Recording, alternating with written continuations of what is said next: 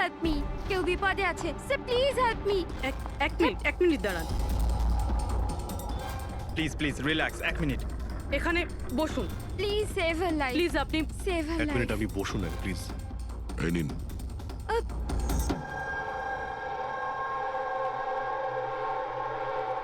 হ্যাঁ বলুন। Sir, sir আমি মেন্টাল হেলথ ফাউন্ডেশনের সুইসাইড হেল্পলাইনের ভলান্টিয়ার। আচ্ছা, যারা ডিপ্রেশনে থাকে বা সুইসাইড করার চেষ্টা করে তাদের কাউন্সেলিং করি। একটা মেয়ে, কি প্রবলেম কি ছিল ওর? Domestic violence sir. স্যার ওই মেয়েটা বলছিল যে ওর স্বামী ওকে নেশা করে ওকে যা তা গালাগালি দেয়, ওকে মারধর করে, আবার ওকে ভয়ও দেখায় যে ওকে প্রাণে মেরে দেবে, আর তাও কিনা ওর সার্ভিস পিস্তল দিয়ে। সার্ভিস পিস্তল?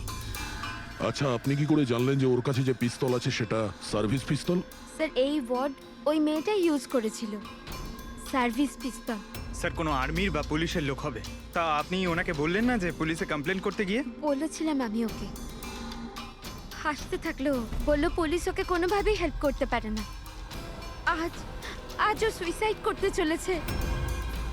ওর পেটে 7 মাসের বাচ্চাও আছে। মাই গড। একটু আগেই ও কল করেছিল আমাকে। হ্যালো হ্যালো দিদি, দিদি আমি বলছি। হ্যাঁ, কেমন আছো তুমি? দিদি আমি অনেক কষ্ট সহ্য করেছি, এবার আমি ডিসিশন নিয়ে নিয়েছি, এবার আমি আর ডিসিশন চেঞ্জ করব না। আমার কথা শোনো, তুমি তুমি এরকম কিচ্ছু করবে না, শুনছো তুমি? আজ আমার সাধের অনুষ্ঠান, আর তুমি তো জানোই সমস্ত রিলেটিভ কিছুক্ষণ বাদেই বাস ধরে সীতারা চলে যাবে, আর এই বাড়িতে আমি একদম একলা থেকে যাব ওই জানোয়ারটার সাথে। তুমি এসব কিচ্ছু করবে না, আমি তোমাকে আগেও বলেছিলাম না? প্লিজ তুমি পুলিশের কাছে যাও, পুলিশ উইল হেল্প ইউ। দিদি তুমি তো জানো আমি পুলিশের কাছে যেতে পারবো না। আরে তুমি তোমার বাচ্চাটার কথা ভাবো, আরে তোমার পেটে একটা বাচ্চা আছে। ওর কথাই ভাবছি দিদি, আজ যদি নিজের সিদ্ধান্ত বদলে ফেলি তাহলে 2 মাস পরে আমি নিজের সন্তানকে কোন সমাজে জন্ম দেব বলো? আমি ওকে এমন পিতা দিতে পারি না।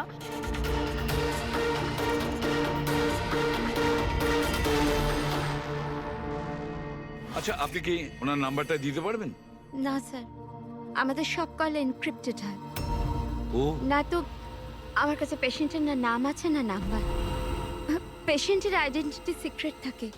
হ্যাঁ হয়তো তারপর কেউ কলই করবে না, এটা ভেবে যে তাদেরকে নিয়ে মজা করা হবে। স্যার এই নাম্বারটা জানার জন্য তো কোর্টের অর্ডার লাগবে স্যার। না অভিজিৎ, তাতে সময় চলে যাবে, অত সময় নেই আমাদের কাছে। ওই বেচারি মহিলা এতদিন ধরে অত্যাচারিত হচ্ছে, তাছাড়া ওনার পেটে 7 মাসের বাচ্চা রয়েছে। তার উপরে আমাদের কাছে ওর ব্যাপারে কোনো তথ্যই নেই স্যার। এই ডায়েরিটা আছে আমার কাছে, ও আমাকে যে কল করে তার সব ডিটেলস আছে। আমার স্টাডির জন্য আমি নোটস বানাই, হয়তো এটা আপনাদের কোনো কাজে লাগবে। দেখি স্যার, লাস্ট পেজে লেখা রয়েছে সব আত্মীয় স্বজন বাস ধরে সাতারা চলে যাবে। আমাদের কাছে শুধু মেয়েটার ব্যাপারে এইটুকুই ইনফরমেশন আছে যে ওর হাজবেন্ডের কাছে একটা সার্ভিস রিভলভার আছে। নাম্বার 2, মেয়েটার পেটে 7 মাসের বাচ্চা রয়েছে। ওই মেয়েটার ফ্যামিলি সাতারা যাবে। সমস্ত বাস ডিপোতে গিয়ে খোঁজ নাও, দেখো কোনো বাসে এমন কোনো ফ্যামিলি আছে কিনা যারা সাধের অনুষ্ঠানে যাচ্ছে, সাতারার দিকে যাচ্ছে। শহরের যত গাইনোকোলজিস্ট আছে প্রত্যেকের লিস্ট বের করো, আর দেখো এমন কোন পেশেন্ট আছে যে 7 মাসের প্রেগনেন্ট। স্যার এটাই শেষ বাস ডিপো যেখান থেকে সাতারার বাস যায়।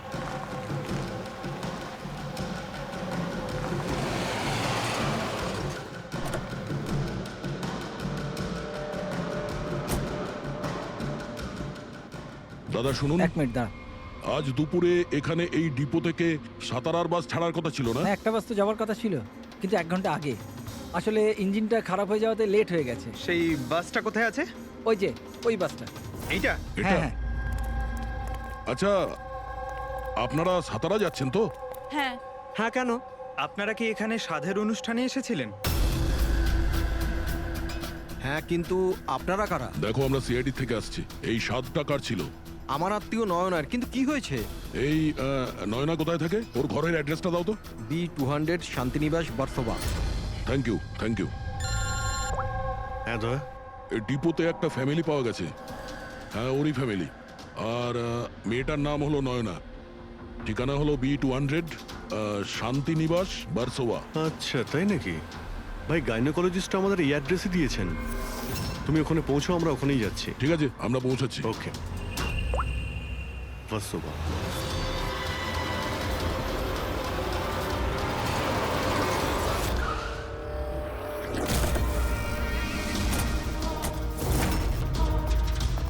এক্সকিউজ মি, আমরা সিআইডি থেকে আসছি। এই নয়না কোথায়? সিআইডি? হ্যাঁ, স্যার, ওপরে গিয়ে ডান দিকে। কিন্তু কি হয়েছে? কি হয়েছে স্যার?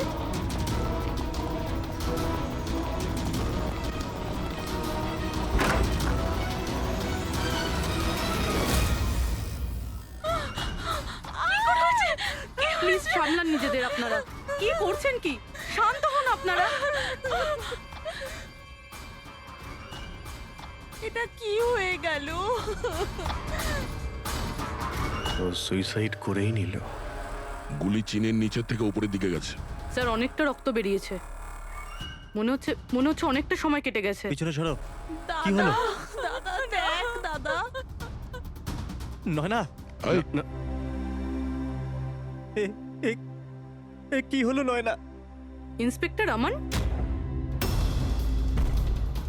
তুমি ওকে চেনো? হ্যাঁ, আমরা ট্রেনিং একাডেমিতে একসাথেই ছিলাম। কেন করলো স্যার নয়না এরকম? এটা তো আপনিই বলতে পারবেন। ওটো।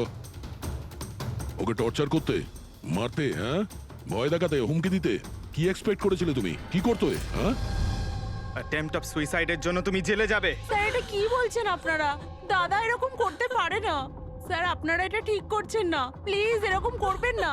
কত মেন্টাল টর্চার করা হয়েছে ওকে, নিজেরই মাথায় গুলি করে নিয়েছে। সবাইকে বাইরে নিয়ে যাও।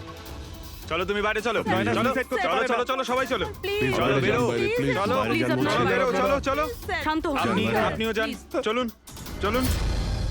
সেটাই হলো যেটা ওই গাইনোকোলজিস্ট বলেছিলেন। সুইসাইড করেই ফেললো। বডিটাকে ফরেন্সিক ল্যাবে পাঠিয়ে দিই, আর এসিপি স্যারকে ইনফর্ম করে দিই যে ওকে আমরা বাঁচাতে পারিনি। 1 মিনিট। ওই ফোন।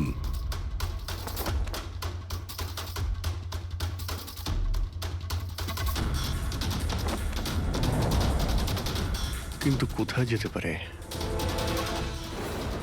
আচ্ছা, ওনার ফোন কি কেউ দেখেছেন কোথাও? আপনি জানেন? কেউ দেখেছেন কি? হ্যাঁ, স্যার, আমি ফোন করছি ওর নাম্বারে।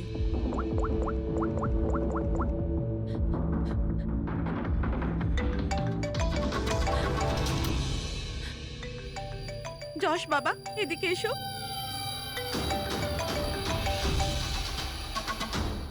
ফোন তোমার কাছে দাও।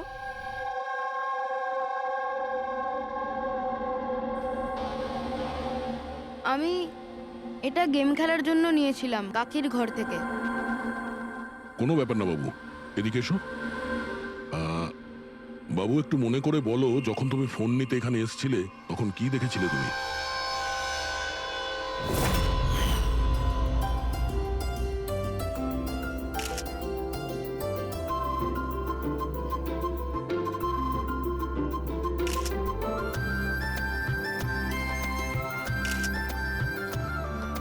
নয়না কত খুশি লাগছে, তাই না?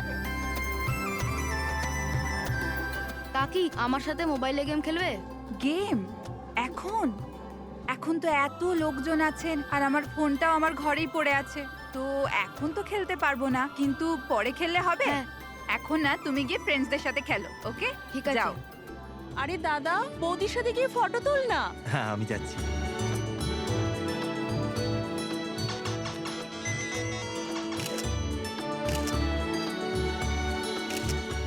যশ বাবা, তুমি আবার মোবাইল নিয়ে বসে গেছো? মা প্লিজ ডিস্টার্ব করো না, মা প্লিজ। আরে কাকির অনুষ্ঠান চলছে, তুমি এখানে গেম খেলছো? হ্যাঁ, আর কিছুক্ষণ। আরে Please, বাবা, please। কাকির খারাপ লাগবে। চলো সোনা, চলো। আরে মা, কোনো মা নয়, অনেক গেম খেলেছো, আর ফোন নয়। কাকি।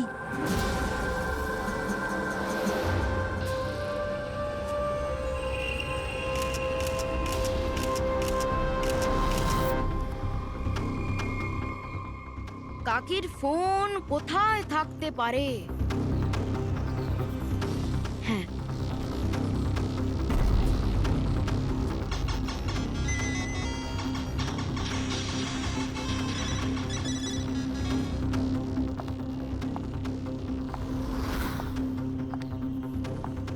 কাকি চলে এসছে। কিন্তু এরপর তুমি ফোনটা ফেরত কোথা থেকে পেলে? এখানে বাইরে পড়েছিল। থ্যাংক ইউ বাবু, তুমি আমাদের অনেক সাহায্য করলে। হুম,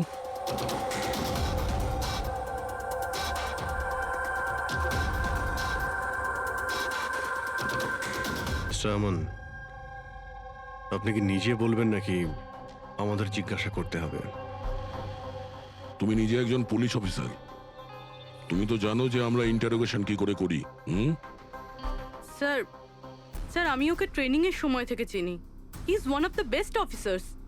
স্যার স্যার আমার মনে হয় না ও এরকম করতে পারে। মানুষ পাল্টে যায় পুরবি, সব এভিডেন্স ওর বিরুদ্ধে, আর সেটা তুমি খুব ভালো করে জানো।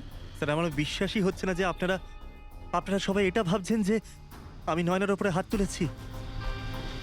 খুব ভালোবাসতাম স্যার আমি ওকে, ওর সন্তানের বাবা হতে চলেছিলাম স্যার আমি।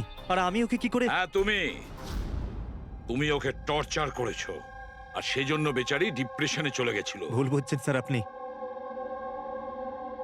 ও ডিপ্রেশনে ছিলই না। সবসময় ও হাসি খুশি থাকতো, সবসময় আনন্দে থাকতো। মানে ও সুইসাইড কি করে করতে পারে স্যার? আরে তাহলে সে মেন্টাল হেলথ ফাউন্ডেশনে বারবার ফোন কেন করতো? বিগত কয়েক মাসের মধ্যেই 10টা কল। আমার এই বিষয়ে কোনো আইডিয়া নেই। কল করে উনি হয়তো ডিলিট করে দিতেন, সেই জন্য হয়তো আপনার কোনো আইডিয়া নেই। স্যার দাদা এরকম করতে পারে না। ও তো নয়নাকে খুব ভালোবাসতো, আর নয়না তো খুশিই ছিল। যদি তোমার স্ত্রী খুশিই ছিল, তাহলে ও হেল্পলাইন নম্বরে ফোন করে কেন বলেছে যে তুমি ওকে টর্চার করো, ওকে ওকে মারো, ওকে ধাক্কা দাও? কেন আমান, উত্তর দাও। পুরবি ওর কাছে কোনো উত্তর থাকলে তো দেবে। ওর টর্চারের কারণে বেচারি ডিপ্রেশনে চলে গিয়েছিল, আর তারপরে ও সুইসাইড করে। ডিপ্রেশনে প্রায়শই কোনো লোক নিজের দুঃখের কথা শেয়ার করে না। হতে পারে এর জন্যই নয়না যে কতটা প্রবলেমে ছিল কেউ কিছু জানতেই পারেনি। পুরবি অ্যাটলিস্ট তুমি তো আমাকে বিশ্বাস করো, you know me well. Nayana কখনো সুইসাইড করতে পারে না, কখনো সুইসাইড করবে না। ব্যাস, নিয়ে যাও একে। চলো। আপনি আমার কথাটা তো শুনুন, নয়না কখনো সুইসাইড করতে পারে না। চলো স্যার আমার কথাটা চলো, শুনুন স্যার, চলো। নয়না সুইসাইড করেনি। স্যার আমার কথাটা শুনুন স্যার একবার।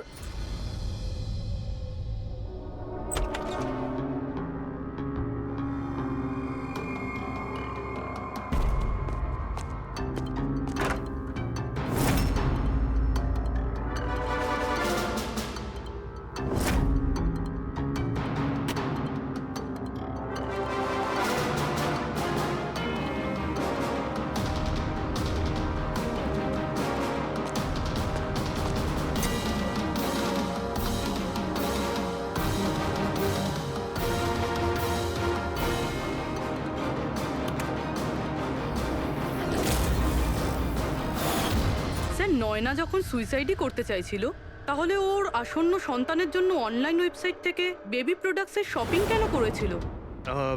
যাতে কারোর সন্দেহ না হয়। হতে পারে, কিন্তু স্যার আমার মনে হয় এটা একটু আশ্চর্য ব্যাপার স্যার। পুরো ব্যাপারটাই আশ্চর্য। তো আপনার মনে হচ্ছে যে আমার আর ভূমি এরা সত্যি বলছে?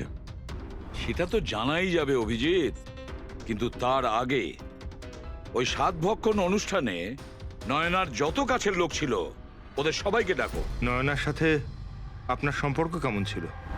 হ্যাঁ স্যার, খুব ভালো ছিল, আর খুব ভালো মেয়ে ছিল, সব সময় খুশি থাকতো। তাহলে আপনারও কি মনে হয়েছে যে ওর সঙ্গে কোনো গন্ডগোল হচ্ছে বা কোনো সমস্যা হয়েছে?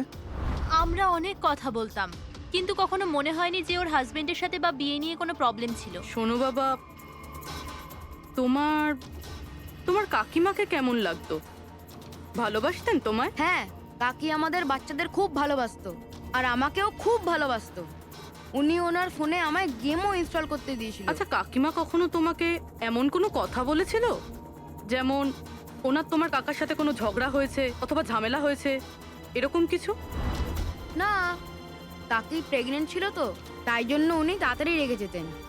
আর মাই আমায় বলেছিল যে আমি যেন ওনাকে বিরক্ত না করি। আচ্ছা, নয়নার ব্যবহারে আপনার মানে কোনো সন্দেহ হয়েছিল? না, একদমই না। ও তো খুব খুশি ছিল, পুজোতে ফাংশনে ডান্সও করেছিল। ইনফ্যাক্ট অনেক বেশি এক্সাইটেড ছিল নিজের ফটোশুট নিয়ে। আর কোনো ছবি আছে? স্যার নয়না যতগুলো ফটো সব এর মধ্যেই আছে। ঠিক আছে, এগুলো আমরা রেখে দিচ্ছি। এখন আপনি আসতে পারেন। Thank you very much. Thank you sir. Sir, সবকিছু শোনার পরে আমার তো মনে হচ্ছে যে এ এমন সত্যি কথাই বলছে। ওর ওয়াইফ যদি এত আনন্দেই থাকে তাহলে সুইসাইড কেন করতে গেল? সেটাই তো, সুইসাইড কেন করবে? গোলমাল আছে অভিজিৎ, কিছু না কিছু গোলমাল আছে। রাধার যে কটা ইনফরমেশন দেওয়ার ছিল সব দিয়ে দিয়েছে, তবু বুঝতে পারছি।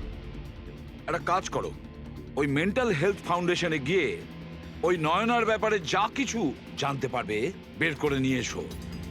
ওখানকার অপারেটরদের সঙ্গেও কথা বলো, খুঁটিয়ে খুঁটিয়ে ইনফরমেশন বের করো। হয়তো এমন কোনো কথা ও জানতো নয়নার ব্যাপারে যেটা আমাদের কাজে লাগবে।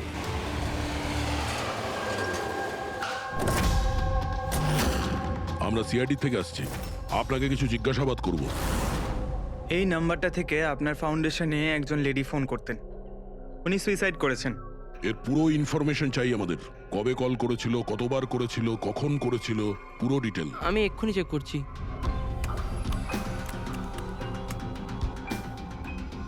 হ্যাঁ স্যার, এ অনেক কল করেছিল, শেষ 5 মাসে 10 বার। আচ্ছা, ওনার সঙ্গে কে কে কথা বলতেন? অ্যাকচুয়ালি স্যার, এনার সমস্ত কল রাধা ম্যাম হ্যান্ডেল করতেন, আর উনি এখানে ভলেন্টিয়ার।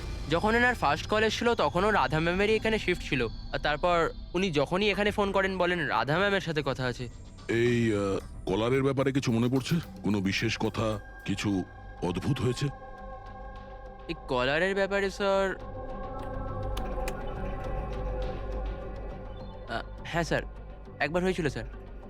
এই দেখুন স্যার, একই দিনে 2 বার কল এসেছিল। তো এতে অদ্ভুত কি? আমার মনে আছে স্যার, যেদিন প্রথম কল এসেছিল।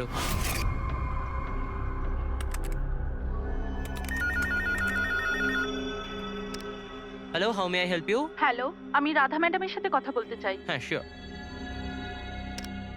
হ্যালো রাধা ম্যাম, আপনার জন্য কল। কিছুক্ষণ বাদে ওই নাম্বারটা থেকে আবার কল এসেছিল। Hello, how may I help you? Hello, আমি নয়না বলছি। আর কিছুক্ষণ আগে আমার নাম্বার থেকে আপনার কাছে কল এসেছিল, আর 7 মিনিট কথাও হয়েছে। আপনি প্লিজ আমাকে বলবেন আপনি কোথা থেকে বলছেন? ম্যাম, এটা মেন্টাল হেলথ ফাউন্ডেশনের হেল্পলাইন নাম্বার। আমরা সেই সমস্ত মানুষের হেল্প করি যারা ডিপ্রেশনে পড়ে সুইসাইড করার চেষ্টা করে।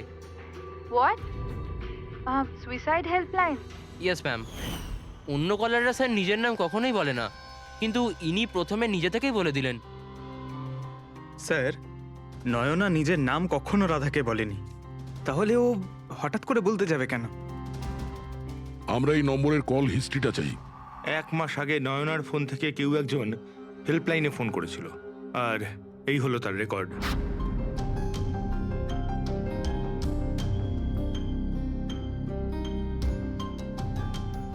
তারিখ তো সেকেন্ড স্যাটারডে ছিল।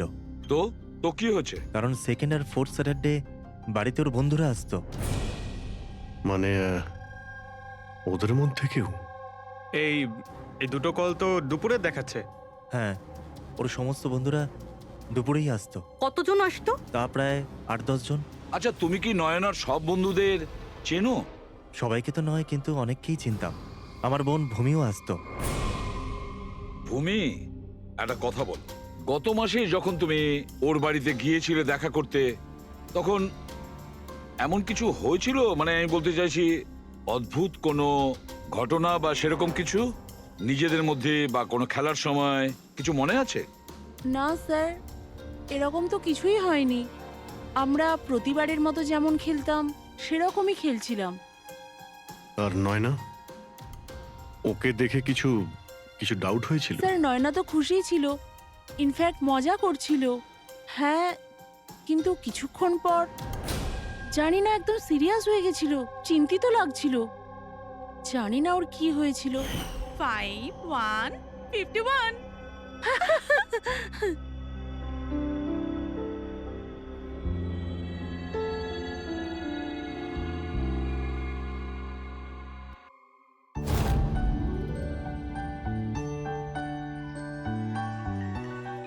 মনে হচ্ছে এর যে হবু বাচ্চা হবে না, সে খুব লাকি। হ্যাঁ রে, নয়তো আগে কখনো নয়না জিততো না। ওহো, মনে হচ্ছে কেউ জেলাস হচ্ছে। আরে নয়না, দাদাকে একটা ফোন করো না, রাতের অর্ডারের জন্য একবার মনে করিয়ে দাও না। ফোন কোথায় আমার?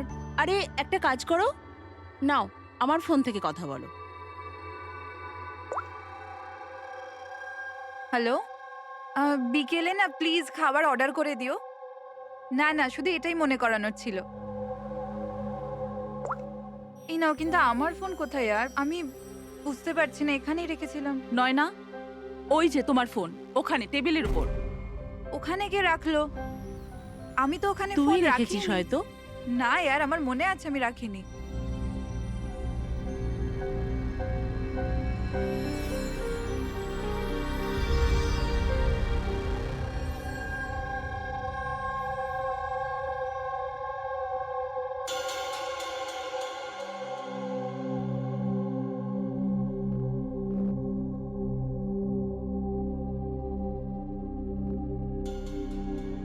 কে কল করেছিল? কি হলো? হ্যাঁ, তুই ঠিক আছিস তো? হ্যাঁ, কেন? জানভি, তোর কোনো টেনশন নেই তো? না, কোনো প্রবলেম নেই। কেন? তোদের যদি কোনো প্রবলেম থাকে তো প্লিজ আমায় বলিস। কেমন প্রবলেম? কি বলছিস তুই? তোর কি হয়েছে হঠাৎ করে? আরে কিছু হয়নি, প্রেগন্যান্সির মধ্যে এরকম মুড সুইংস হয়ে থাকে। এটা একটা ন্যাচারাল ব্যাপার। চলো আমরা সবাই খেলাটা কন্টিনিউ করি।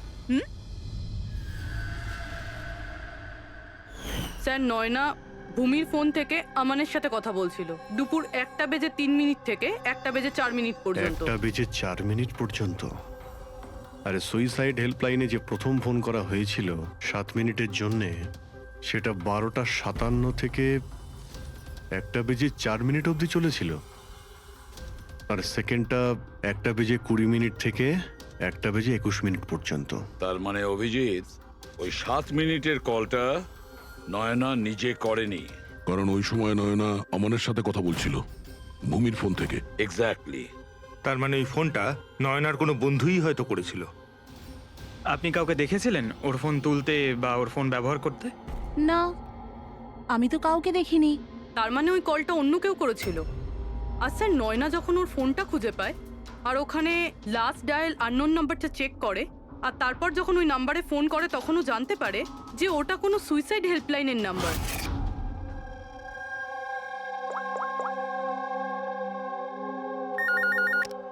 Hello, how may I help you? Hello, আমি নয়না বলছি। কিছুক্ষণ আগে আমার নাম্বার থেকে আপনার কাছে কল এসেছিল আর 7 মিনিট কথাও হয়েছে। আপনি প্লিজ আমাকে বলবেন আপনি কোথা থেকে বলছেন? ম্যাম, এটা মেন্টাল হেলথ ফাউন্ডেশনের হেল্পলাইন নাম্বার। আমরা সেই সমস্ত মানুষের হেল্প করি যারা ডিপ্রেশনে পড়ে সুইসাইড করার চেষ্টা করে। হোয়াট? Suicide helpline?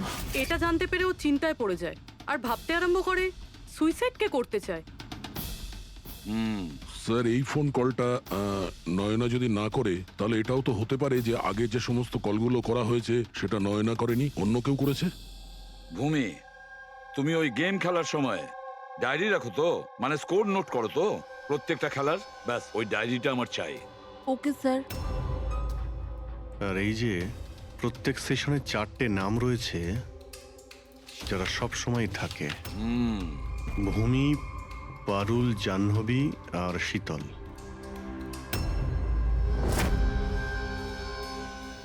রাধা, একবার চেষ্টা করে দেখো, এই 3 জনের কথা শোনো। দেখো, এই 3 জনের মধ্যে কেউ কি তোমার সঙ্গে কথা বলেছিল? আমি এসব কেন করব? আমি আমার লাইফে খুব খুশি। আমি সুইসাইড কেন করব? যদি আমি ফোন করতাম তো নিজের ফোন থেকে করতাম, নয়নার ফোন থেকে কেন?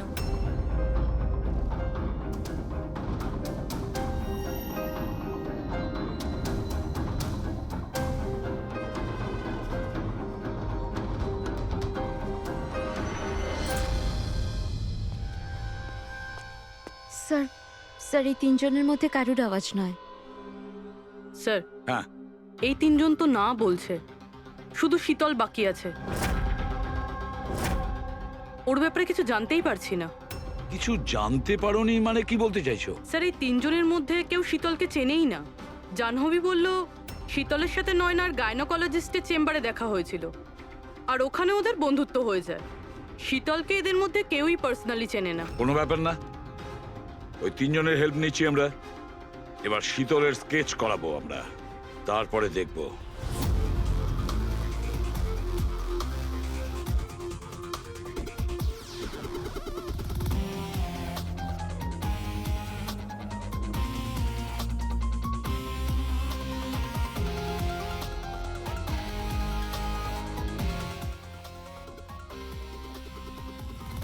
ডক্টর মিনা, এই স্কেচটা একটু মন দিয়ে দেখুন। আচ্ছা, এই মেয়েটা আপনার এখানে চিকিৎসা করাতে আসতো? I don't think so. আমার তো মনে পড়ছে না যে এরকম কোনো লেডি আমার কাছে কোনোদিন এসেছিল। কে ইনি? এর নাম শীতল। আমরা এটা বুঝতে পারি যে আপনার এখানে এত পেশেন্ট আসে যে এই সমস্ত পেশেন্টের নাম মনে রাখা তো মুশকিলের ব্যাপার। রাইট, বাট আমি আমার সব পেশেন্টদের পার্সোনালি চিনি, অ্যান্ড আই এম শিওর শীতল নামের কোনো পেশেন্ট আমার কোনোদিন ছিলই না। আচ্ছা, এই যে আপনার ক্লিনিকে সিসিটিভি ক্যামেরা লাগানো রয়েছে, এর ফুটেজ আমরা পেতে পারি? I don't think so, because ওটার স্টোরেজ ফুল হয়ে গেছিল, তাই আমাদের ডিলিট করতে হয়েছিল। ওকে, anyway, thank you.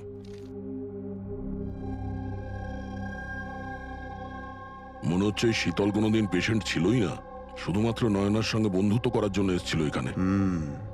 Or plan ছিল নয়নার সঙ্গে বন্ধুত্ব করে ওর বাড়িতে ঢোকার।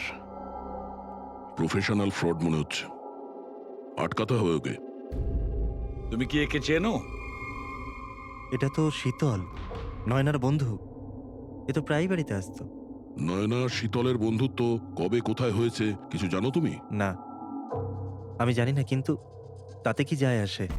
যখন আমার নয়নাই রইল না, তখন এইসব। এ কি ধরনের পাগলামি করছো? হ্যাঁ, একটু ভেবে দেখো তো। যদি তুমি নির্দোষ হও তাহলে কেউ তো তোমায় ফাঁসানোর চেষ্টা করেছে। তোমাকে নয়নার খুনি সাব্যস্ত করে ওর অনেক লাভ আছে, এই জন্য ও তোমাকে ফাঁসাচ্ছে। হ্যাঁ, এমন কে আছে যে তোমাকে আর নয়নাকে ঘৃণা করে? আমি কিছু জানি না। তাহলে কি ভূমি ওই আবার প্রপার্টি লোভে করেনি তো? না, ভূমি এরকম কখনো করতে পারে না। বরং ও তো নয়নাকে খুব ভালোবাসতো। তো কোনো প্রফেশনাল রাইভেলরি? একজন পুলিশের তো অনেক জায়গায় অনেক শত্রু থাকে। না, আমার সাথে এরকম কিচ্ছু ছিল না। আমি আমার ডিউটিতে না তো কখনো কোনো গ্যাংস্টারকে ধরেছি, না কোনো বড় গ্যাংস্টারকে মেরেছি, কখনো ঘুষ নিইনি। পুরো কেরিয়ারে ব্যাস একবারই গুলি চালিয়েছিলাম। কার ওপরে? কাকে গুলি করেছিলে তুমি? ছোটখাটো ফ্রড ছিল স্যার, বিশেষ। ওকে অ্যারেস্ট করতে গেছিলাম, তখনই গুলি চলে গেছিল।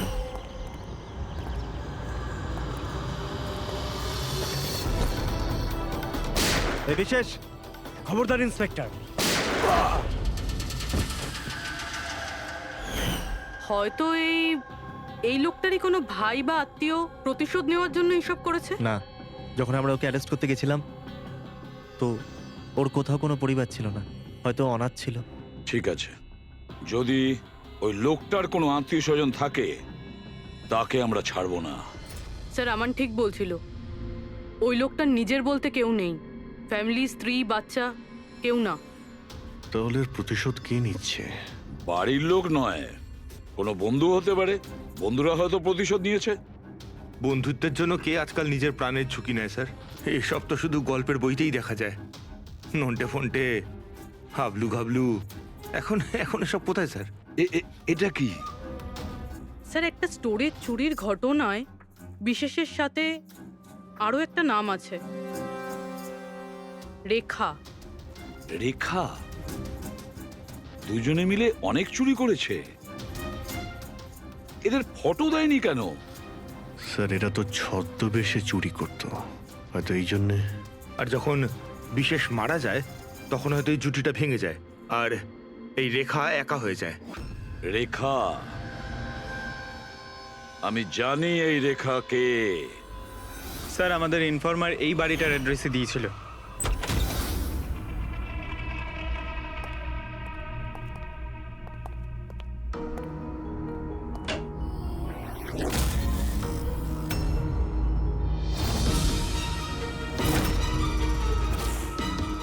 দেখো একটু।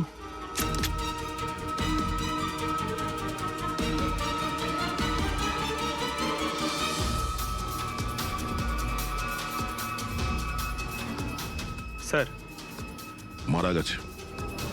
একটু উল্টা ওকে। শীতল? আমাদের সন্দেহ ঠিকই ছিল, শীতলই রেখা। কিন্তু স্যার, আমরা তো ভাবছিলাম যে সব শীতল করছে। পঙ্কজ, অন্য কেউ আছে এর পেছনে। ও জানতে পেরে গেছিল যে আমরা শীতলের কাছে যে কোনোভাবেই হোক পৌঁছে যাব।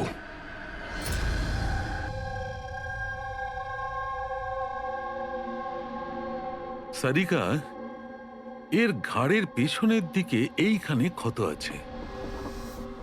এইখানে ক্ষত মানে হচ্ছে যে খুনি ওর পেছনের দিকে দাঁড়িয়েছিল। দেখো, এইখানে ছুরির ক্ষতটা আছে। তবে খুনিকে পেছনের দিকে দাঁড়িয়ে থাকতে হবে, তবেই এই আঘাতটা করতে পারবে, রাইট? হ্যাঁ স্যার, আর আমার মনে হয় ও হয়তো খুনিকে চিনতো, কারণ এই ক্ষতটা ছাড়া সারা শরীরে আর কোনো আঘাতের চিহ্ন খুঁজেই পাইনি। রাইট রাইট, সেটাও হতে পারে। তবে একটা কথা ঠিক, ও খুনিকে চিনতো বা চিনতো না, তবে একটা কথা ঠিক যে খুনি ওর পেছনে খুব কাছেই দাঁড়িয়েছিল। দেখো, এত জোরের সঙ্গে এই ছুরিটাকে ব্যবহার করা হয়েছিল যে খুব কাছেই দাঁড়িয়ে থাকতে হবে, তবেই জোরে মারতে পারবে। আর একটা কথা, এই যে ক্ষতটা আছে সেটা বলছে যে কেউ নিজের বাঁ হাতটা ব্যবহার করেছিল, কারণ যদি ডান হাত দিয়ে ছুরিটা মারা হতো তাহলে ক্ষতটা এই অ্যাঙ্গেলে হতো না। এক্ষেত্রে বাঁ হাতটা ব্যবহার করা হয়েছে। হ্যাঁ স্যার, তার মানে খুনি ডেফিনেটলি লেফট হ্যান্ডেড, তাই তো? একদম, এই খুনি লেফটি। আর দেখো, আরেকটা কথা, এত জোর দিয়ে এটা ব্যবহার করা হয়েছে। সাপোজ ধরো কোনো ডান হাতি লোক বাঁ হাতে ছুরিটা নিয়ে ব্যবহার করলে তাহলে এত জোরে আঘাতটা করা সম্ভব নয়। এটা সেই করতে পারে যে বাস্তবে একজন লেফটি, নেটা। রাইট। খুনি একজন লেফটি, এটা একটা বড় ক্লু। এবার বলে দিও নাকে, জনাব এসিপি সাহেবকে। আগে হ্যাঁ, প্রদ্যুমন সাহেব। হ্যাঁ বলো সালুকে, বলো। একটা বড় ক্লু পেয়েছি। যে ব্যক্তি এই ছুরিটা ব্যবহার করেছে সে আসলে lefty, left hander. Thank you সালুকে। সালুকে ফোন করেছিল, বলছিল খুনি লেফট হ্যান্ডেড। স্যার, আমরা তো আগেই সবকিছু বলে দিয়েছি, তাহলে আমাদের এখানে আটকেছেন কেন? কেননা সত্যিটা এখনো জানা যায়নি। কাল রাতে আপনাদের সবার হাতে নয়নার ফোন গিয়েছিল। ঠিক করে মনে করে বলুন আর কি হয়েছিল। হয়তো আপনাদের মধ্যে কেউ ওকে দেখেছে বা শুনেছে অন্য কারোর সাথে কথা বলতে। ইয়শ বাবু, আই হোপ তোমার স্মৃতিশক্তি তো ভালো। কিছু মনে আছে তোমার? তুমি আমাদের সাহায্য করবে না? হ্যাঁ, কিন্তু আমি কাউকে তো দেখিনি। আচ্ছা, তোমার যা মনে আছে বলে দাও। আমি প্রমিস করছি যে আমাদের মধ্যে কেউ তোমাকে কিচ্ছু বলবে না। আমি কাকির রুমে তো গিয়েছিলাম, কিছুক্ষণের জন্য ফোন নিতে গেছিলাম। তারপর আমি গেম খেলছিলাম, আর আর কেউ আসছিল ওখান থেকে। তারপর আমি ফোনটা ওখানে সাইডে রেখে চলে গেছিলাম। কোন কোন গেম খেলছিলে তুমি? স্যার, এটা কাকির মোবাইলে তুমি এই গেমটাই খেলছিলে? হ্যাঁ, আমি আর আমার বন্ধু নীলজ, আমরা সবসময় এই গেমটাই খেলি। এই গেম তো অনেকেই একসঙ্গে খেলতে পারে, আর সবাই একে অপরকে দেখতেও পায়। তো নীরজ তোমাকে দেখতে পাচ্ছিল যখন তুমি ফোন ওখানে রাখো। স্যার, ফোনে তো রেকর্ড হচ্ছিল। ওখানে কি হয়েছিল সেটা নীরজের ফোন থেকে জানা যেতেই পারে। ঠিক আছে, আমরা নীরজকে ডেকে নিচ্ছি। দেখো বাবা, ঘাবড়াবে না। এখানে আমরা সবাই তোমার বন্ধু। শুধু কিছু জিজ্ঞেস করার আছে ইনফরমেশনের জন্য। যে গেম তোমরা খেলো না মোবাইল থেকে, সেগুলোর ব্যাপারে। যখন তুমি নিজের মোবাইলে গেম খেলছিলে তোমার বন্ধুর সাথে, তখন তুমি ওকে দেখতে পাচ্ছিলে তো? হ্যাঁ। আচ্ছা, আর একটা কথা বলো, যখন তুমি ওকে দেখতে পাচ্ছিলে তখন কি তুমি ওর পেছনে কাউকে দেখেছিলে? না, শুধু যশই ছিল। 1 মিনিট স্যার, যখন যশ ফিরে এলো না ততক্ষণ স্ক্রিন লক হয়নি। স্ক্রিন লক হয়নি মানে? স্যার মানে গেম অ্যাক্টিভ ছিল, আর যখন গেম অ্যাক্টিভ থাকে তখন ও নিজে নিজেই স্ক্রিনশট নেয়। তাহলে তখনও নিশ্চয়ই নিয়েছে, আর প্রত্যেকটা স্ক্রিনশট ফোনে সেভ হয়ে থাকে। হ্যাঁ স্যার। দাও তোমার ফোনটা দাও। Thank you.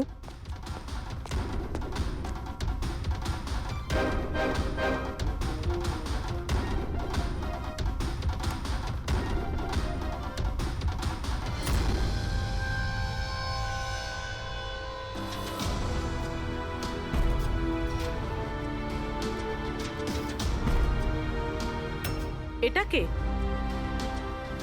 এটা এটা নয়না তো নয়।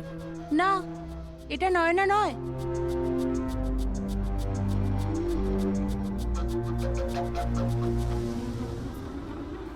এক মিনিট পূর্বী, একটু জুম করো এর উপরে।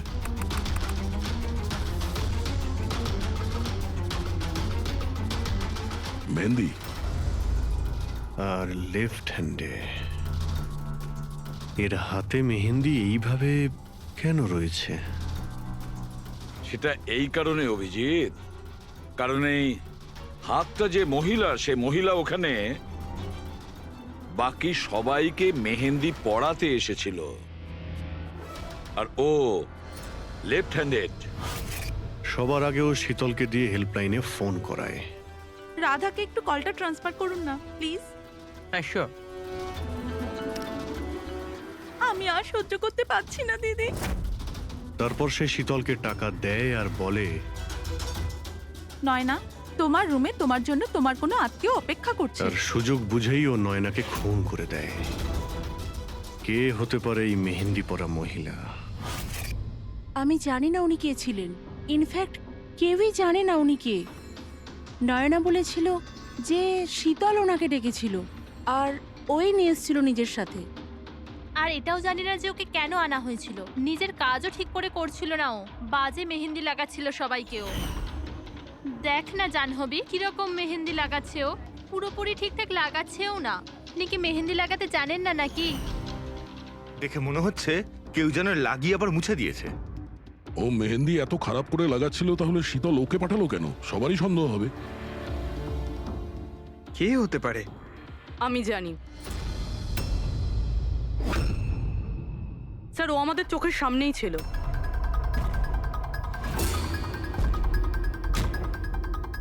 আর আমরা ওকে সন্দেহই করিনি।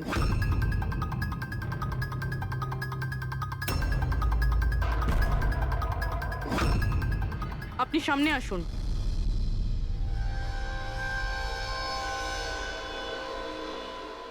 আপনার বা হাতটা দেখান।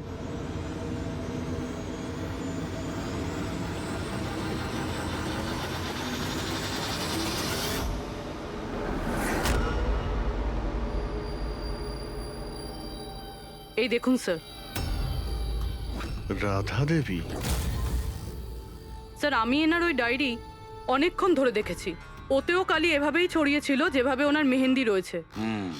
যারা লেফট হ্যান্ডেড হয় তারা যখন কোনো কাগজে লেখে তখন এইভাবেই লেখে, আর যা কিছু আগে লেখা ছিল তার ওপরেই ওর হাতটা ঘষে যায়, ফলে ওই কালি বা রং হাতে লেগে যায় যেভাবে রাধার হাতে লেগে আছে, তাই না?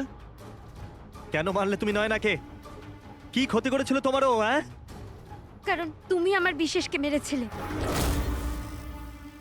তুমি আমার বিশেষের প্রাণ নিয়েছিলে। আমি বিশেষকে ভালোবাসতাম, ওর বাচ্চার মা হতে চলেছিলাম আমি।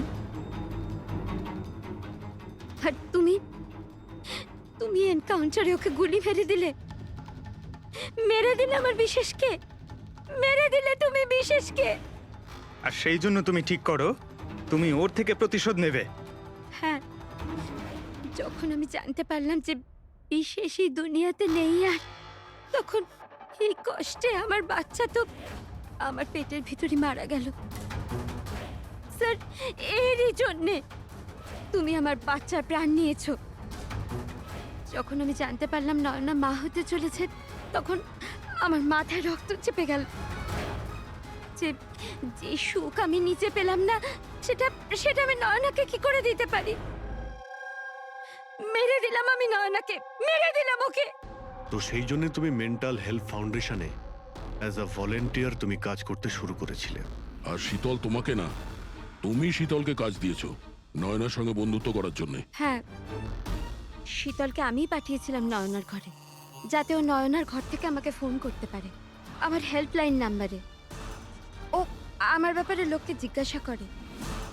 আর সাধের অনুষ্ঠানে ওই শীতলই আমাকে নয়নার ঘরে ডেকেছিল। আর আর আমি ওখানেই ছিলাম। আমার পক্ষে আর সম্ভব নয় দিদি, আমি যাচ্ছি। এখন তোমার শেষ কাজটা করো, নিচে গিয়ে নয়নাকে এখানে পাঠাও। এখনই পাঠাচ্ছি। আর হ্যাঁ, মোবাইলটা বাইরে রেখে যাও। তোমার রুমে তোমার জন্য তোমার কোনো আত্মীয় অপেক্ষা করছে। ইমন তো এবার বুঝতে পারবে একলা হওয়ার যন্ত্রণা কি। এ তো হওয়ারই ছিল। একটা মায়ের থেকে তার বাচ্চাকে কেড়ে নিয়ে ও মা হতে চলেছিল। এই জন্যই আমি নয়নাকে মেরে দিয়েছি। আর তারপর চালাকি করে আপনি নিজে সিআইডির কাছে এলেন, যাতে আমাদের আপনার উপর সন্দেহ না হয় আর আমরা অন্য কাউকে সন্দেহ করি। আর যখন তুমি দেখলে যে আমরা ওকে অ্যারেস্ট করছি না, তখন তুমি শীতলকেও মেরে ফেললে সাক্ষী নির্মূল করার জন্য। রাধা, এটা কিরকম প্রতিশোধ নিয়েছো তুমি? আইন তোমাকে কোনোদিন ক্ষমা করবে না। তোমার তো কঠোর শাস্তি হবে। সারা জীবন ধরে জেলের গড়াদের পিছনে তোমাকে কাটাতে হবে।